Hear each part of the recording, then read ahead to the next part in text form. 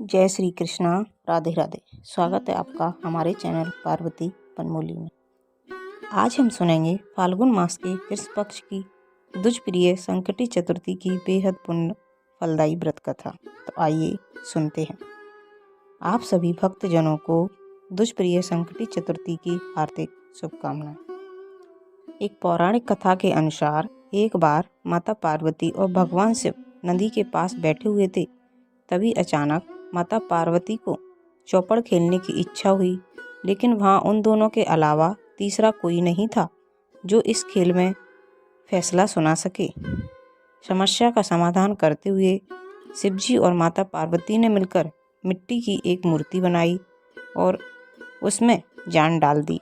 शिव पार्वती ने मिट्टी से बने बालक को खेल देखकर सही फैसला लेने का आदेश दिया। खेल में माता पार्वती बार बार भगवान शिव को हरा देती थीं। देर तक चलता रहा। एक बार गलती से बालक ने माता पार्वती को हारा हुआ घोषित कर दिया। इससे नाराज माता पार्वती ने गुस्से में आकर बालक को श्राप दे दिया और वह लंगड़ा हो गया। बालक ने अपनी भूल के लिए माता से बार बार क्षमा मांगी। बालक के निवेदन को देखते हुए माता ने कहा कि अब श्राप वापस नहीं हो सकता, लेकिन एक उपाय से श्राप से मुक्ति पाई जा सकती है। माता ने कहा कि संकटी वाले दिन पूजा करने इस जगह पर कुछ कन्याएं आती हैं। तुम उनसे व्रत की विधि पूछना और इस व्रत को सच्चे मन से करना। बालक ने व्रत की विधि को जानकर पूरी श्रद्धा पूर्वक संकटी चतुर्थी का व्रत किया। इसकी सच्ची आराधना से भगवान गणेश प्रसन्न हुए और उसकी इच्छा पूरी की।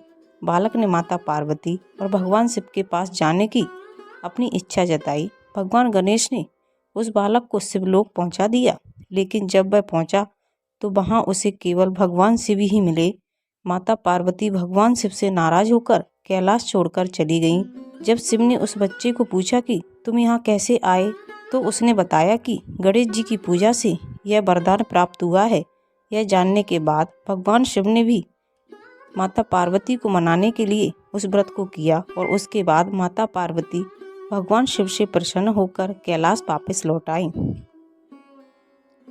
भगवान गणेश में आस्था रखने वाले लोग संकटी चतुर्थी पर व्रत रखकर उन्हें प्रसन्न करके मनचाहे फल की कामना करते हैं। स्नान करके साफ हल्के लाल या पीले रंग के कपड़े पहने। भगवान गणपति के चित्र को लाल रंग का कपड़ा बिछाकर रखें। भगवान गणेश की पूजा करते समय पूर्व या उत्तर दिशा की तरफ मुख रखें। भगवान गणेश के सामने दिया जलाएं और लाल गुलाब के फूलों से भगवान गणेश को सजाएं। पूजा में तिल के लड्डू, गुड़, रोली, मौली, चावल, फूल, तांबे के लोटे में जल, धूप प्रसाद के तौर पर केला और मोदक रखें। भगवान गणपति के सामने धूप दीप जलाकर उनके मंत्रों का जाप करें। अंत में भगवान गणेश की आरती करें, कथा सुनें, भोग लगाएं, लड्डू चढ़ाएं।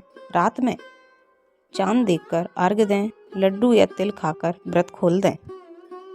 एक दूसरी कथा के अनुसार एक समय की बात है, एक शहर में एक साहूकार अपनी पत्नी के साथ रहता था। दोनों की कोई संतान नहीं थी। एक साहूकार की पत्नी अपनी पड़ोसन के घर गई, जहां वह संकटी चतुर्थी की पूजा कर कथा कह रही थी। साहूकार की पत्नी ने कथा सुनने के बाद घर आकर अगले आने वाली चतुर्थी पर पूरी विधि विधान के साथ पूजा कर उपवास रखा।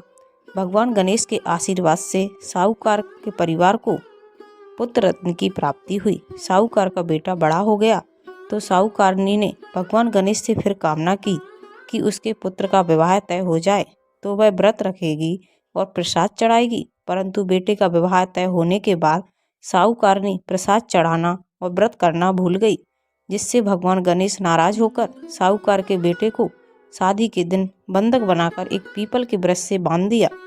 कुछ समय के बाद पीपल के पेड़ के पास से एक कन्या गुजर रही थी। तभी उसने साहूकार के बेटे की आवाज़ सुनी और अपनी माँ को बताया। यह सारी बात जानने के बाद साहूकार की पत्नी ने भगवान गणेश से क्षमा मांगी, प्रसाद चढ़ाकर उपवास रखा और बेटे के वापस मिलने की कामना करने लगी। भगवान गणेश ने साहूकार के बेटे को वापस लौटा दिया और बड़े धूमधाम से साहूकार ने अपने बेटे का विवाह किया। तभी से पूरे नगर में सभी लोग चतुर्थी व्रत कर भगवान गणेश की उपासना करने लगे। कहा जाता है दुष्प्रिय संकटी चतुर्थी के दिन भगवान गणेश का पूजन करने से सभी कष्ट दूर हो जाते हैं। दुष्प्रिय संकटी चतुर्थी को भगवान गणेश की आराधना करने के लिए विशेष दिन माना गया है। दुष्प्रिय संकटी चतुर्थी के दिन गणेश जी की पूजा करने से घर से नेगेटिविटी दूर होती है और शांति बनी रहती है। ऐसा कहा जाता है कि गणेश जी घर में आ रही सारी विपदाओं को दूर करते हैं और व्यक्ति की मनोकामनाओं को पूर्ण कर देते हैं। तो ये थी फाल्गुन मास के कृष्ण पक्ष की दुष्प्रिय संकटी चतुर्थी की बेहद पुण्य फलदायी व्रत कथा। अगर आपको अच्छी लगे तो प्लीज़ चैनल को लाइक, शेयर एंड सब्सक्राइब कीजिए। साथ में बेल आइकन को ऑन कर लीजिए ताकि जब भी लेटेस्ट वीडियो अपलोड करें उसकी जानकारी सबसे पहले आपको मिल जाए। और कमेंट में गणेशाय नमः, जय गणेश अवश्य लिखिए। Thank you.